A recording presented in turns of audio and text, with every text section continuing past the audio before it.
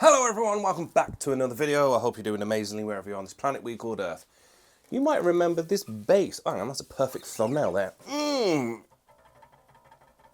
Anyway, you might remember this bass. It's my Hooker Customs OG bass, 500 quid, and it's one of the best things I've ever played. Two humbuckers, coil tapped beast. Now, I play with a very high action.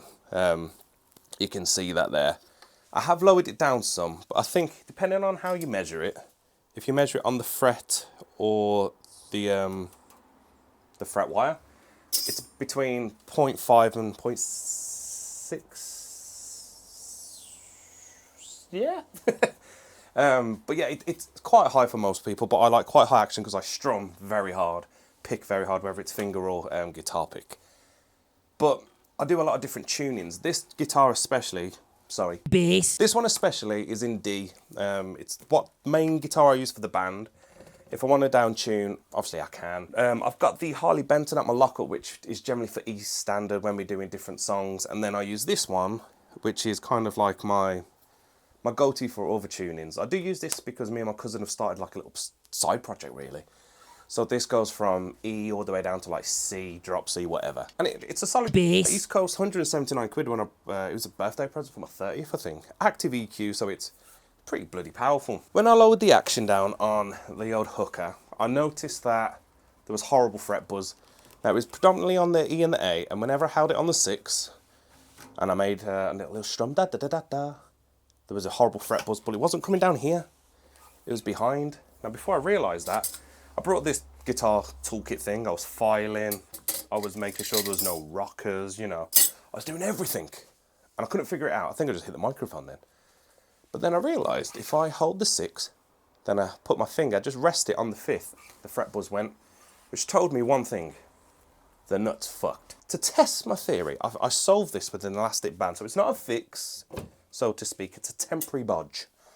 And elastic band was here, so what I did, using a very, very small knife I got from B&M, I cut 2 bits off and put them in the, I guess, the string groove of the nut. Now, if you look here, can you see it?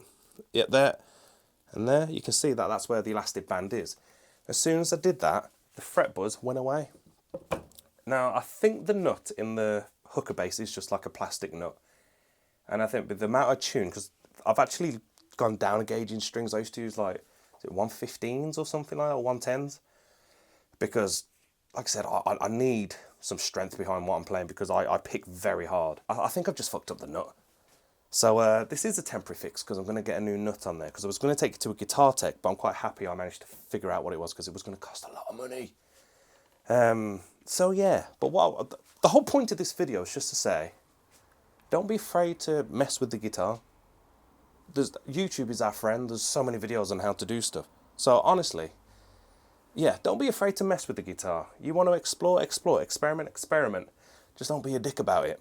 The one thing I will say is if you ever want to do something with your frets, I would probably take that to a tech because that's where the danger is.